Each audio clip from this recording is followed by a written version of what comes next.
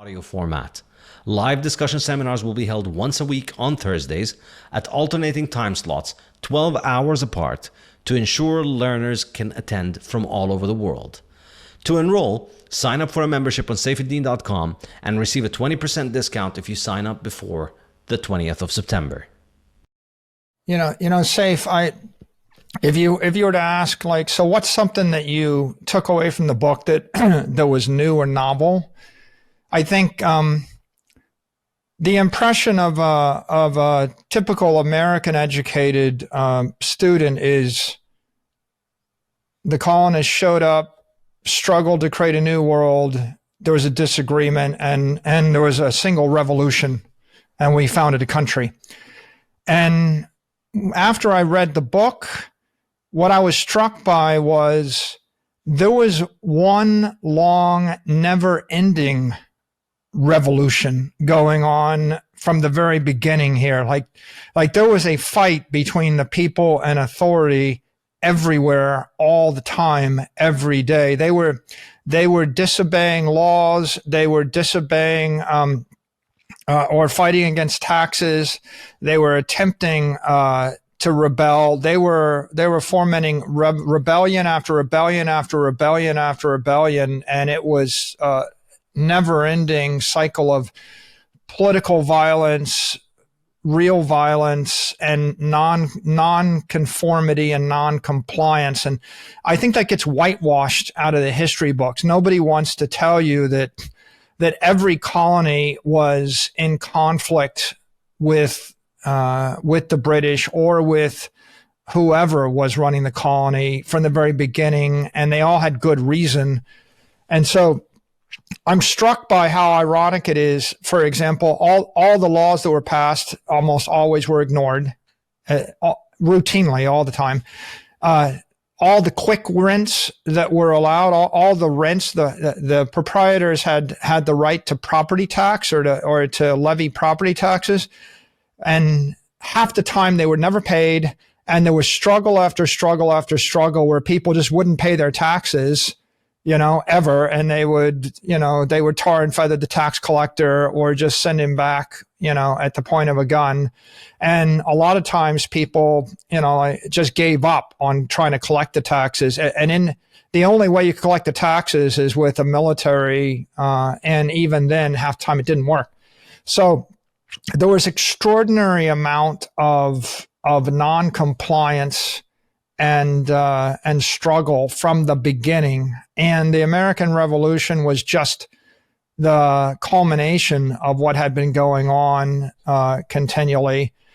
And so I think that's important, and I think that's the human condition. And you're kind of led to then ask the question, well, if that's basically the human condition, how come they succeeded in America, but they didn't succeed as effectively in most of the countries in Europe? And you kind of conclude it's not, I don't know that it's a difference in human nature. Human nature seems to be the same everywhere. But what you had was a difference in geography. You had that isolation from the massive armies of the authoritarians, and the fact that you couldn't. It was much more difficult to administer authority, because if you sent people to the New World, immediately what they would do was go off and find their own farm and create their own life. They didn't want to fight. They wanted to actually live happily ever after. So you lost control of them continually. And that's one of the takeaways. The other is, I think this is a story of energy. We talked about channeling energy, but really what America represents was the largest pool of natural energy or natural property available to the European culture. The Northern Europeans were going to spread everywhere in the world and dominate, right? And they dominated Africa, they dominated South America, they dominated China. They dominated Asia, right? This is just one of the parts of the world they were dominating, and they were dominating with gunpowder, gunships, and steel and superior technology just because they could. So the story of America is that very advanced culture, they get to America and they just ran into this massive pool of energy more than anywhere else in the world. For example, I just flew from Malta to Baltimore. Okay, Malta has no water. Okay, so when you're flying over the Mediterranean, you look down, you look at what can you achieve with no water, right? The Mediterranean is good for some things, but the carrying capacity of the island is only in the thousands unless you can actually create water. Very difficult. So there are a lot of parts of the world, North Africa, Greece, they were denurtured. Their forests were stripped. Their land was over-farmed. If they had fertile land that was good for agriculture, it was destroyed by endless wars, right? And that's the story of Roman history and Greek history, endless wars, destroying fertile land. And then in other cases, they just didn't have the water. But when you land in Baltimore, you fly over the Chesapeake Bay.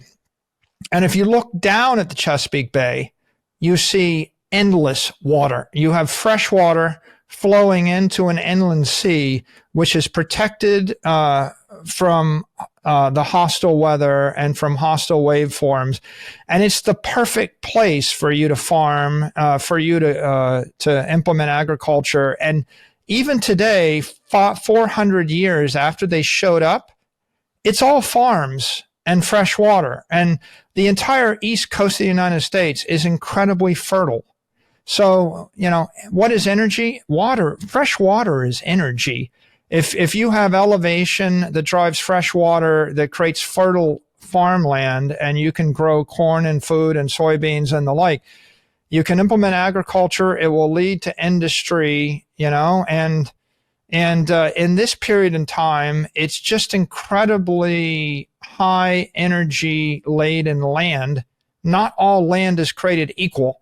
If I give you 100 square miles of rock with no natural water, you can't grow anything there, and your population is limited to the water you can capture in a cistern in the rainy season. So if you don't have the people, you're not going to have the army. If you don't have the army, you're not going to have the military power. You're not going to have the economic power. And so what the Europeans found was they found a very good temperate climate, especially from, Virginia, Northern Carolina to Virginia through Massachusetts and the like. It was a very favorable climate. It was very favorable land. They had a very simple set of indigenous dwellers to displace. And, look, whenever you study the history of Greece, the Greeks displaced everyone in, 500 BC, and then the Romans displaced everybody, and before them, the Phoenicians, and before them, somebody else. So the story of civilization is the Neolithic culture displacing the Stone Age culture, and the Bronze and Copper Age displacing the stone, and then bronze displacing them, and iron displacing them, and steel displacing them, and Greek fire displacing somebody else, and gunpowder displacing somebody else. And so it's a never-ending displacement of the previous people by the more powerful culture.